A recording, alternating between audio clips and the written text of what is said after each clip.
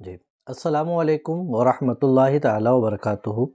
امید کرتا ہوں کہ آپ سب خیر و عافیت سے ہوں گے، اور ہر ہفتے کی طرح آج بھی ہم آپ کی خدمت میں حاضر ہیں اپنے اسی پروگرام کے تحت، آپ کے سوالات اور اس کے جوابات کے تحت۔ آج کی جو پروگرام ہے اس کو شامل کرتے ہیں، آج کے جو سوالات ہیں اس کو شامل کرتے ہیں۔ اس سے پہلے ایک بار عقیدت کے ساتھ درود شریف پڑھ لیں۔ اللہم صلی علی سیدنا و مولانا محمد بارک وسلم، صلاۃ و سلام علیک یا رسول اللہ صلی اللہ تعالی علیہ وعلی آلہ وصحابہ وبارک وسلم۔ یہ سب سے پہلا سوال آج ہم بھوپال سے لیتے ہیں۔ ان کا پوچھنا ہے کہ عورتوں کا 3 دن کی جماعت میں جانا کیسا ہے؟ کیا یہ کسی حدیث سے ثابت ہے؟ جبکہ اس جماعت میں دین کی تعلیم دی جاتی ہے، کیا دین حاصل کرنے کی نیت سے جماعت میں شرکت کر سکتے ہیں یا جماعت میں جانا منع ہے؟ دیکھیں، سب سے پہلی چیز تو یہ دیکھی جائے گی کہ 3 دن کی جو جماعت میں آپ جانا ہے تو یہ آپ کو کہاں جانا ہے، یعنی شہر سے باہر جانا ہے یا اپنے ہی شہر میں ہے اور بس دن بھر رہ کے شام کو واپس آ جانا ہے۔ اور پھر دوسری چیز یہ ہے کہ آپ کو جو جانا ہے کہ تو صرف عورتیں ہی جا رہی ہیں یا ساتھ میں اپنے محارم بھی جا رہے ہیں۔ تو سب سے پہلی چیز ہم دیکھ لیتے ہیں کہ اگر شہر کے اندر ہی اندر ہیں، 3 دن کا ہے کہ آپ صبح گئیں 10 سے شام 5 تک اجتماع ہوا، آپ واپس آ گئیں گھر میں، پھر دن میں چلی گئیں پھر آ گئیں، اس طرح سے معاملہ اگر ہے تو باپردہ آپ جا رہی ہیں اور آپ کے محارم آپ کو وہاں چھوڑ کر آتے ہیں، ریسیو بھی کرنے وہی جاتے ہیں، اور جہاں جا رہی ہیں وہاں صحیح معنوں میں قرآن و حدیث کا علم سکھایا جا رہا ہو۔ ایسا نہ ہو کہ قرآن و حدیث پڑھ کر کسی باطل عقیدے کی طرف پھیرا جا رہا ہو، تو صحیح علم سکھایا جا رہا ہو تو ایسی صورت میں جا سکتی ہیں۔ اور اگر شہر سے باہر جانا ہو تو پھر شہر سے باہر جانے کے لیے تو بغیر محرم کے تو یوں بھی اجازت نہیں، محرم ساتھ ہونا چاہیے۔ اور دوسرا یہ ہے کہ اس طرح سے 3 دن کے لیے کہیں جماعت میں جانا، ہم ازواج مطہرات کے اگر سیرت کو دیکھتے ہیں یا تابعین یا تبع تابعین کے ازواج کی سیرت میں دیکھتے ہیں تو کہیں ایسا نہیں نظر آتا کوئی واقعہ کہ ان مقدس اور بابرکت خواتین نے کہیں اجتماعی شکل میں جمع ہو کر کہیں جماعت میں گئی ہوں یا تبلیغ کے لیے گئی ہوں۔ روایتوں میں یہ ملتا ہے کہ حضرت عائشہ صدیقہ رضی اللہ تعالیٰ عنہ کی بارگاہ میں لوگ آ کر سوال کرتے تھے، اہل علم تھیں۔ تو علم سیکھنے کے لیے آپ جماعت میں جا رہے ہیں یہ آپ پر ضروری نہیں، آپ کے شوہر ہیں، آپ کو جو بھی مسئلہ درپیش ہو ان سے پوچھیں، انہیں نہیں معلوم ہوگا وہ کسی عالم سے پوچھ کر آپ کو بتائیں گے۔ اس طرح سے جماعت میں جانے کی اجازت نہیں ہوگی، خاص طور سے اگر غیر محرم ساتھ نہ ہو تو پھر گناہگار بھی ہوں گی۔ واللہ تعالی عالم۔ ایک دوسرا سوال ہے اور یہ پوچھ رہے حضرت علم دین، مسئلے مسائل، فرض، سنت، واجب و دیگر معلومات کے لیے کون سی بک پڑھنی ہے؟ دیکھیں، یہ سب سے پہلے تو جو آپ پوچھ رہے ہیں تو آپ کے بارے میں مجھے معلوم ہونا چاہیے تھا کہ آپ کی جانکاری دینی اعتبار سے یا دنیاوی اعتبار سے کیا ہے، اس حساب سے میں آپ کو سجیشن دیتا۔ جیسے مثال کے طور پر آپ اردو بہت اچھی پڑھ لیتے ہیں اور سمجھ لیتے ہیں اور علماء سے ربط و ضبط ہے آپ کا، تو سب سے بیس میں آپ جو ہے قانون شریعت پڑھ سکتے ہیں، اور اگر آپ کا لیول اس سے بھی اوپر ہے تو پھر بہار شریعت پر آ جائیے۔ اردو میں یہ 2 ایسی کتابیں ہیں جس میں تمام ضروریات بلکہ اس سے بھی زائد مسائل کا احاطہ کیا ہوا ہے، اور بہت سے مقامات اسی میں ایسے آئیں گے کہ آپ کو خود سمجھ میں نہیں آئے گا، تو علماء کی طرف آپ کو رابطہ کرنا پڑے گا، ٹھیک ہے؟ تو آپ قانون شریعت پڑھ لیں اردو میں پڑھ رہے ہیں تو، یا بہار شریعت پڑھ لیں، ٹھیک ہے؟ واللہ تعالی عالم۔ ایک سوال یہ ہے ان کا کہ نماز عصر کا ٹائم کتنے بجے سے سٹارٹ ہو جاتا ہے؟ میری ڈیوٹی 4 سے 12 ہوتی ہے، ایسی کنڈیشن میں نماز عصر میں گھر پر ادا کتنے بجے کروں اور کیا اس کے لیے مجھے اذان بھی دینی ہوگی؟ تو دیکھیں ایگزیکٹ ٹائم ہر مہینے کے لیے آپ کو نہیں بتایا جا سکتا، اس لیے کہ ٹائم گھٹتا بڑھتا رہتا ہے، ٹھیک ہے۔ اس کے لیے سب سے بیسٹ سولوشن یہ ہوتا ہے کہ آپ ایک کام کریں، اپنے موبائل میں پریئر ٹائم ڈاؤن لوڈ کر لیں گے، اور اس کی مدد سے جو ہے آپ اپنا آٹو لوکیشن ڈال دیں، جہاں کے ہوں گے وہاں کا فقہ حنفی کے اعتبار سے جو بھی ٹائمنگ ہوگا وہ آپ کے سامنے آ جائے گا۔ تو اب اگر عصر 3:55 پہ شروع ہو جا رہی ہے تو آپ 4 بجے بالکل عصر پڑھ کے چلے جائیں، اور ایسی جگہیں جہاں اذان کی آواز آتی ہے تو پھر اذان کی حاجت نہیں ہے، کہہ لیں گے تو بہتر ہے۔ اور اگر ابھی ٹائم شروع نہیں ہوا تو انتظار کریں، جیسے 4 بجے ٹائم شروع ہو رہا ہے تو آپ پھر مصلی بچھا کے اپنے نماز پڑھ کر جا سکتے ہیں، ٹھیک ہے۔ واللہ تعالی اعلم۔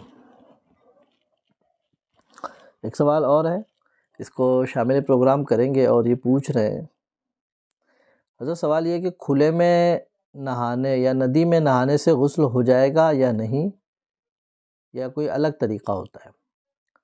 دیکھیں، کھلے میں نہانے سے مراد یہ ہے کہ آپ کھلے میں اس طور پر نہا رہے ہیں کہ آپ سطر برابر کپڑا بالکل ہے، یعنی ناف سے لے کے گھٹنے تک کسی کلرفل موٹے کپڑا پہن کر آپ نہا رہے ہیں، نہ کہ وائٹ اور ہلکا کپڑا کہ پانی لگتے ہی سطر نظر آنے لگ جائے۔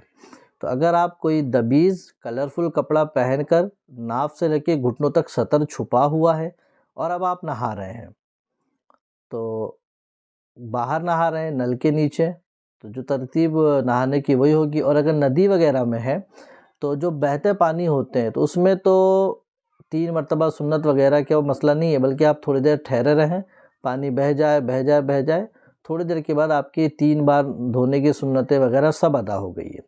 ہاں، کلی ناک میں پانی کے لیے آپ کو بہت احتیاط کرنی پڑے گی، کیونکہ یہ فرض ہے، اور پورے بدن پہ تو پانی ہے ہی ہے، مل لیں گے تاکہ پانی پہنچنے سے کوئی مانع نہ رہے۔ اور اگر ٹھہرا ہوا پانی ہے تو اس میں 3 مرتبہ سنت ادا کرنے کے لیے 1 مرتبہ یہاں تھوڑی دیر رک گئے، پھر یہاں سے یہاں تھوڑی دیر رک گئے، پھر ادھر تھوڑی دیر رک گئے جا کر، تو یہ بھی تسلیس یعنی 3 مرتبہ جو پانی بہانے کی سنت ہے وہ ادا ہو جائے گی۔ واللہ تعالی عالم۔ باقی طریقہ پورا نہانے کا وہی رہے گا۔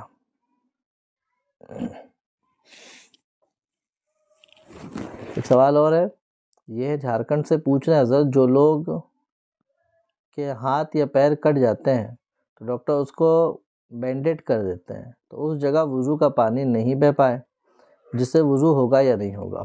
دیکھیں، جہاں زخم ہوا ہے وہاں پٹی باندھی ہے۔ اب کنڈیشن یہ ہے کہ آپ پٹی اگر کھولتے ہیں تو زخم یا تو بڑھ جائے گا یا تو دیر سے اچھا ہوگا، اور آپ واپس سے پٹی ویسی نہیں باندھ سکتے ہیں۔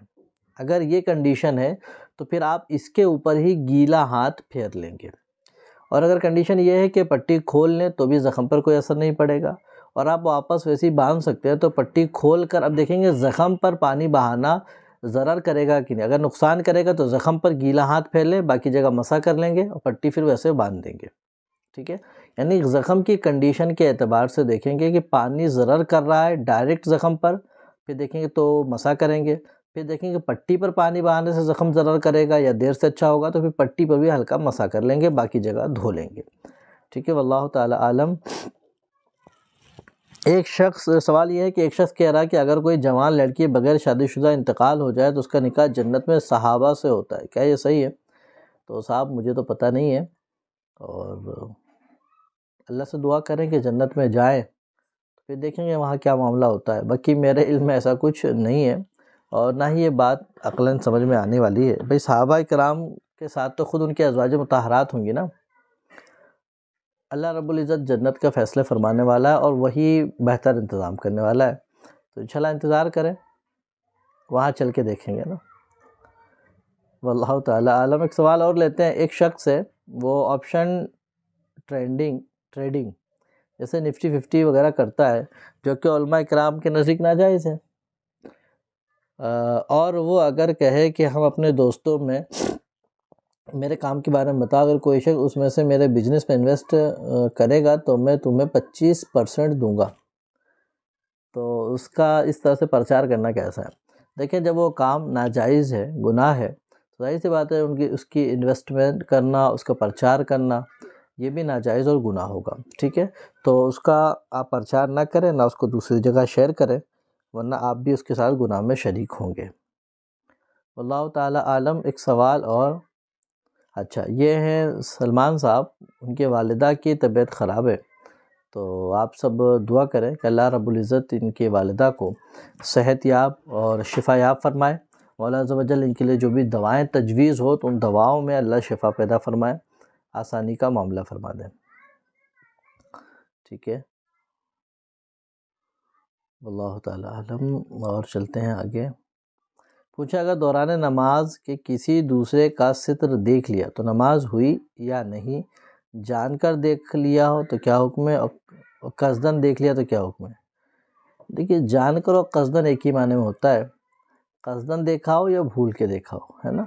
چلے ٹھیک ہے، تو دیکھیں نماز پڑھتے پڑھتے آپ نماز پڑھ رہے تھے، اچانک کوئی برہنہ بغیر ستر پہ کپڑا رکھے ہوئے آ گیا اور آپ کی نگاہ پڑ گئی ہے، فوراً نگاہ ہٹا لیں، گناہ گار نہیں ہوں گے۔ اور نماز پڑھ رہے تھے، کوئی دور بیٹھا تھا، آپ نے نگاہ اٹھا کے یوں دیکھا اور آپ نے قصدن اس کے ستر کو دیکھا ہے، تو ایسی صورت میں آپ گناہ گار ہوں گے، اللہ کی بارگاہ میں توبہ کرنی ہوگی، لیکن نماز آپ کی ہو جائے گی، خواہ قصدن کریں ہوں یا سہون کریں ہوں، دونوں ہی صورت میں نماز تو ہو جائے گی، لیکن اگر قصدن ہے تو گناہ گار ہوں گے، قصدن نہیں ہے تو گناہ نہیں ہوگا۔ ٹھیک ہے، واللہ تعالی عالم۔ ایک سوال اور ہے کہ حضرت سوال یہ ہے کہ کیا کسی کے سطر دیکھنے سے وضو ٹوٹ جاتا ہے؟ جیسے کہ میں اپنے بچے کی پوٹی وغیرہ دھلاتی ہوں تو میں باوضو ہوں، تو کیا دھلانے کی وجہ سے وضو ٹوٹ جائے گا؟ تو دیکھیں، کسی کا سطر دیکھنے سے وضو نہیں ٹوٹتا ہے، ہاں معاملہ وہی آئے گا کہ اگر کسی کا سطر بلا عذر اگر آپ دیکھ رہے ہیں تو گناہ گار ہوں گے، اور اگر بچے کا ظاہر سی بات ہے سطر دیکھنا ہی ہے اور آپ کو دھلانا ہے تو اس میں آپ گناہ گار بھی نہیں ہیں، تو سطر دیکھنے سے وضو نہیں ٹوٹتا ہے۔ ٹھیک ہے، واللہ تعالی عالم۔ ایک سوال اور، نماز میں برے خیال آئے تو کیا کرنا چاہیے؟ نماز میں برے خیال آنے سے پہلے آپ جب طہارت کریں تو اچھے سے طہارت حاصل کریں، وضو کامل کریں، غسل ہو تو غسل کامل کریں گے، اس کے بعد پاک و صاف ہو کر نماز کے لیے جب کھڑے ہوں تو آپ استغفار پڑھ لیں گے، لا حول ولا قوت الا باللہ العلی العظیم پڑھ کے، اعوذ پڑھ کے داہنی طرف تھتکار لیں گے اس طرح سے، اور پھر نماز شروع کریں۔ اور جب بھی بہکائے تو دل میں وسوسے آئے، خیالات آئے، تو کہے کہ میرا رب مجھے دیکھ رہا ہے، میں اپنے رب کی بارگاہ میں کھڑا ہوں، تو اس طرح سے انشاءاللہ وسوسوں سے یا برے خیالات سے نجات مل جائے گی۔ لیکن پھر بھی آ رہے ہیں تو نماز کو کنٹینیو کریں گے، اس کو نہیں روکیں گے، واللہ تعالی عالم۔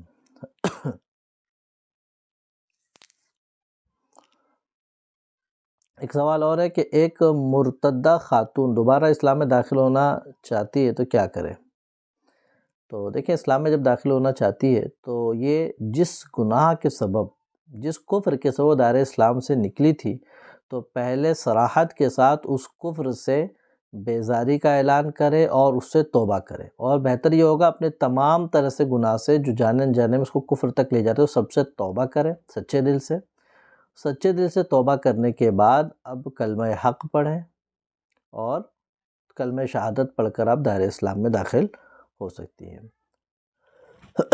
ٹھیک ہے، واللہ تعالی عالم۔ لیکن پہلے جو کفر تھا ہمارا، اس سے آپ کو بیزاری کا اعلان، اس سے سچے دل سے توبہ، یہ ضروری ہوگی، واللہ تعالی عالم۔ سوال ہے، نبی پاک صلی اللہ علیہ وسلم کو معراج کس عیسوی سن میں ہوئی ہے؟ دیکھیں، نبی پاک صلی اللہ علیہ وسلم کے معراج کے حوالے سے تاریخ میں کافی تر اختلاف پایا جاتا ہے، اور ایک روایت کے مطابق یہ ہے کہ نبی پاک صلی اللہ علیہ وسلم کو وہ جو معراج ہوئی ہے یہ نبوت کے 12ویں سال یا نبوت کے 11ویں سال ہوئی ہے، 27 رجب کو۔ ٹھیک ہے، واللہ تعالی عالم۔ ایک سوال اور ہے کہ جس کام کے لیے چندہ کیا گیا، اگر کوئی ایک آدمی صرف خود کی مرضی سے وہ پیسہ کسی فرد کی مدد کے لیے خرچ کر دے تو کیا حکم ہوگا؟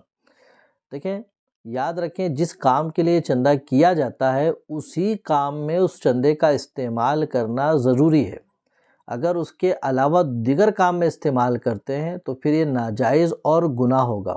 یہاں تک کہ فقہاء نے فرمایا کہ جس کام کے لیے چندہ کیا گیا اس میں آپ نے استعمال کیا اور پھر پیسے بچ گئے ہیں تو حکم یہ ہوتا ہے کہ اس کے چندہ دینے والے معلوم ہو تو ان کو بتا کر ان سے اجازت لے لیں کہ ابھی جو پیسے بچے ہیں آپ ہمیں اجازت دیں کہ ہم کسی دوسرے دینی کام میں خرچ کر دیں یا ان کو واپس کر دیں، اور نہ معلوم ہو، نہ ان کے ورثہ معلوم ہو، تو جس کام کے لیے دیا گیا تھا اسی جیسے کام میں پھر اس کو خرچ کر سکتے ہیں، نہ کہ دوسرے کام میں۔ تو جس کام کے لیے چندہ کیا اس کے علاوہ میں خرچ کرنا ناجائز اور گناہ ہے، جس نے خرچ کیا اس کو تاوان دینا پڑے گا، ٹھیک ہے۔ واللہ تعالی عالم۔ اور اب آڈیو سوال کا سلسلہ، اور اس کے بعد آپ کے سامنے سے رخصت ہو جائیں گے۔ درود پاک پڑھیں۔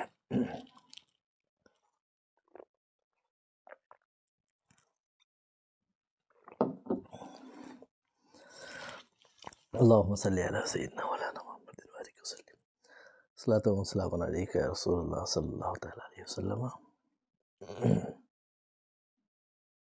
السلام علیکم ورحمۃ اللہ وبرکاتہ۔ خیریت سے مفتی صاحب، سوال یہ تھا کتنا زیادہ ہنسنے سے وضو ٹوٹ جاتا ہے، مطلب کتنی کھلکھلاہٹ کے ساتھ ہنسیں تو وضو ٹوٹتا ہے، کہ ہنسنے سے وضو ٹوٹتا ہے کہ نہیں ٹوٹتا؟ وعلیکم السلام۔ دیکھیں، اتنا زیادہ کھلکھلا کے ہنس دے، اتنا زیادہ ہنس دے کہ ہنستے ہنستے جو ہے ہوا نکل جائے، تو پھر آپ کا وضو ٹوٹ جائے گا۔ باقی ہنستے ہنستے اگر آپ کے پیٹ میں بھی درد ہو جائے گا تو اس سے وضو ٹوٹنے والا نہیں ہے، یعنی ہنسنے سے وضو ٹوٹنے کا کوئی تعلق نہیں ہے۔ ہاں، اتنا زیادہ ہنسنا جو قہقہے کے درجے میں آئے، یہ دل کو مردہ کرتا ہے، تو اتنا نہیں ہنسنا چاہیے۔ بہرحال ہنستے ہنستے کوئی اگر ہوا وغیرہ خارج نہیں ہوئی ہے تو اس سے وضو نہیں ٹوٹے گا، اللہ تعالی عالم۔ السلام علیکم ورحمۃ اللہ وبرکاتہ۔ میرا یہ سوال ہے کہ جو زمین بیچنے کے لیے خریدی ہو منافع حاصل کرنے کے لیے، تو کیا اس پر زکوٰۃ بنے گی؟ ہاں، اگر زکوٰۃ بنے گی تو اس پر کب اور کتنی زکوٰۃ بنے گی؟ اور پوری زمین کی قیمت پہ بنے گی کیا صرف منافع پہ منافع کی قیمت پر جو ہے زکوٰۃ بنے گی؟ جواب ارشاد فرما دیجیے۔ السلام علیکم ورحمۃ اللہ وبرکاتہ۔ وعلیکم السلام ورحمۃ اللہ وبرکاتہ۔ دیکھیں، جو زمین ہم نے تجارت کے لیے یعنی بزنس کے پرپس سے خریدی ہے تو یہ مال تجارت ہے، ٹھیک ہے۔ اب کب زکوٰۃ واجب ہوگی؟ تو جب اس زمین پر سال کمپلیٹ ہو جائے گا، جیسے کہ آج ہم نے 18 شعبان کو خریدی، اگلے سال 18 شعبان تک وہ زمین باقی ہے ہمارے پاس، تو یہ مال تجارت ہے، سال گزر چکا ہے، اب اس پر زکوٰۃ ہم کو دینی ہے۔ اب رہا کتنی دینی ہوگی، تو 1 سال کے بعد اس زمین کی جو مارکیٹ ویلیو ہوگی، اس مارکیٹ ویلیو کو نکال کر اس کی زکوٰۃ دینی ہوگی، نہ کہ صرف منافع پر۔ یعنی وہ زمین اگر 1 سال کے بعد 1 کروڑ کی بک رہی ہے تو 1 کروڑ کی زکوٰۃ آپ پر بنے گی، اور اس کا آپ 2.5% یعنی 40واں حصہ نکالنا ہوگا، ٹھیک ہے۔ واللہ تعالی عالم۔ ایک سوال اور لیتے ہیں۔ حضرت السلام علیکم ورحمۃ اللہ تعالی وبرکاتہ۔ حضرت سوال یہ ہے کہ کیا عورتیں ناپاکی حالت میں یا حیض کی حالت میں، جیسا بھی ہو، ناپاکی حالت میں فاتحہ کے لیے شیرنی بنا سکتے ہیں یا کھانا وغیرہ بنا سکتے ہیں؟ دیکھیے، عورتیں ناپاکی کی حالت میں تبرکات ہے، فاتحہ کے سامان کے لیے شیرنی بالکل بنا سکتی ہیں، اس میں کوئی حرج نہیں ہے، اور اس کو دوبارہ عرض بھی بیان کیا جا چکا ہے۔ حضرت عائشہ صدیقہ رضی اللہ تعالی عنہا ایک مرتبہ ناپاکی کی حالت میں تھی، نبی رحمت صلی اللہ علیہ وسلم فرمایا عائشہ ہاتھ بڑھا کر مسجد سے مصلی اٹھا لو، تو انہوں نے عرض کیا رسول اللہ میں ناپاک ہوں، آخر نے فرمایا کہ تمہاری ناپاکی تمہارے ہاتھوں میں نہیں ہے، یعنی جو ناپاکی کا تعلق ہے نا وہ اس کے بدن سے، شریعت نے کہا اب تم ناپاک ہو، نماز نہیں پڑھ سکتی، قرآن نہیں پڑھ سکتی، ٹھیک ہے، عبادت نہیں کر سکتی ہے نا، لیکن باقی رہا دیگر امور، کھانا پینا بیٹھنا، کہیں بیٹھنے سے ناپاک نہیں ہوگی، کسی چیز کو چھو دے تو وہ ناپاک نہیں ہوتا ہے، تو بالکل وہ تبرکات ہو، کھانا وغیرہ ہو، بالکل بنا سکتی ہے، اس میں کوئی حرج نہیں ہے، ٹھیک ہے۔ واللہ تعالی عالم۔ ایک سوال اور شامل پروگرام کریں گے، اس کو دیکھ لیتے ہیں۔ ہمارے یہاں کہا جاتا ہے کہ اگر جس کا بھی انتقال ہو، اس کا 14 شعبان کو عرفے کے دن فاتحہ دلائی جائے، اس کے نام سے عرفے کے دن فاتحہ دلائی جائے، کہ اگر ان کے نام سے عرفے والے دن 14 شعبان کو فاتحہ نہیں دلائی گئی تو وہ پھر اپنے پرانے گھر کے مرحومین سے نہیں ملیں گے، وہ سال بھر تک بھٹکتے رہیں گے ادھر ادھر، اس لیے عرفے کی فاتحہ دلانا ضروری رہتا ہے۔ کیا یہ بات حقیقت ہے؟ رہنمائی فرمائیے۔ جیسے کہ کسی کا انتقال اگر شعبان کے 14 شعبان کے 15 دن یا 10 دن پہلے ہوا یا 8 دن پہلے ہوا تو اس کا 14 شعبان آنے سے پہلے جلدی 10واں 20واں 40واں کر دیا جاتا ہے اور پھر 14 شعبان کو عرفے کی فاتحہ دلائی جاتی ہے۔ عرفے کے حوالے سے تو ابھی ہی ایک کلپ اپلوڈ ہوئی تھی، آپ لوگ وہاں سن لیں گے۔ باقی ان کا جو ایک مسئلہ تھا اس لیے شامل کیا کہ اگر 14 شعبان کو اگر اس مرحوم کے نام سے فاتحہ نہیں دلائے گی تو اس کی روح پھر بھٹکتی رہتی ہے، وہ اپنے پرانے مرحوم سے نہیں مل پاتا ہے، اور اگر فاتحہ کر دی ہے تو وہ 15 شعبان کو اپنے مرحومین کے ساتھ مل جاتا ہے اور سال بھر خوشی سے رہتا ہے۔ تو دیکھیے یہ سوچنا اور یہ کانسیپٹ جو ہے نا دین سے دوری کا نتیجہ ہے۔ ایسا کچھ نہیں ہوتا ہے، بندے کا انتقال ہوا، عالم ارواح میں وہ چلا گیا، اور اپنے اعمال کے مطابق رب نے جہاں چاہا وہ مقام پر رہے گا وہ، اور اگر رب اجازت دے گا تو وہ آنا جانا ملاقات یہ بھی ہو سکتی ہے، اجازت نہ دے تو پھر وہ نہیں آ سکتا ہے۔ باقی یہ عرفے کی فاتحہ یہ سمجھ کے دلانا کہ اگر نہیں دلائیں گے تو وہ پریشان ہوگا، اپنے مرحومین سے دوسرے مرحومین کے ساتھ نہیں مل پائے گا، سال بھر بھٹکتا رہے گا، یہ تمام تر خیالات شریعت کی روح سے بالکل صحیح نہیں ہے۔ فاتحہ دلانا درست ہے لیکن اس خاص خیال سے دلانا یہ درست نہیں ہوگا۔ ٹھیک ہے، واللہ تعالی عالم۔ ایک سوال آخری پھر اجازت لیتے ہیں۔ السلام علیکم ورحمۃ اللہ وبرکاتہ۔ اگر جیسے کسی اسلامی بھائی کو شادی کرنا اپنی بیٹی کی، تو کیا اسلامی بھائی کو زکوٰۃ دیا جا سکتا ہے؟ اگر جیسے وہ صاحب نصاب ہو لیکن اس کی جو جس سے مطلب بیٹی ہے اس کو اگر دے دیا جائے تو وہ بھی تو مطلب بالغ ہے نا، تو کیا دیا جا سکتا؟ کیسا حکم ہے؟ حضرت کرم فرمائیں تھوڑے اس کے۔ یعنی کسی کی بچی کی شادی ہو رہی ہے تو کہہ رہے ہیں کہ کیا ان کو ہم زکوٰۃ کا مال دے سکتے ہیں جبکہ وہ مالک نصاب ہیں؟ دیکھیں جب وہ مالک نصاب ہیں تو ہم ان کو زکوٰۃ نہیں دے سکتے، کہ زکوٰۃ جس کو دی جائے گی ضروری یہ ہے کہ وہ شرعی فقیر کا مطلب وہ نصاب بھر چیزوں کا مالک نہ ہو۔ ٹھیک ہے، تو اگر والدین مالک نصاب ہے تو لڑکی کو دیکھ لیں، لڑکی کے پاس اگر اتنا نہیں ہے زیور وغیرہ یا کیش وغیرہ ملا کر جو نصاب کو پہنچے، اتنا نہیں ہے اس کے پاس، تو پھر آپ لڑکی کو بالغ ہے تو اس کو زکوٰۃ کا مال دے دیں، مالک بنا دیں، یا کوئی سامان خرید کر زکوٰۃ کی نیت سے اس کا مالک اس کو بنا دیں گے تو زکوٰۃ ادا ہو جائے گی، لیکن اگر مالک نصاب ہوں گے تو پھر ادا نہیں ہوگی۔ ٹھیک ہے، واللہ تعالی عالم۔ تو یہ رہا مختصر سا آج کا سیشن جو آپ کے بھیجے گئے سوالوں کے ساتھ مکمل ہوا، اور وقت بھی جتنا ہونا تھا وہ ہو چکا ہے۔ اب آپ سے گزارش کریں گے کہ آپ جو ہے ہمیں اجازت دیں، انشاءاللہ زندگی سلامت رہے گی تو آنے والے ہفتوں میں پھر ملاقات کریں گے، کیونکہ اب اس کے بعد جلد سے جلد رمضان شروع ہوگا، اور رمضان میں تو آپ کو معلوم ہی ہے نور رمضان ٹرانسمیشن کے نام سے پورا رمضان ہی چلاتے ہیں۔ دعا کریں پروردگار ہمیں صحت و سلامتی اور عافیت کے ساتھ زندگی اور رمضان ہمارا بہتر بنائے۔ اللہ رب العزت ہم سب کو صحت و تندرستی کے ساتھ دین پر عمل کی توفیق عطا فرمائے۔ السلام علیکم ورحمۃ اللہ تعالی وبرکاتہ۔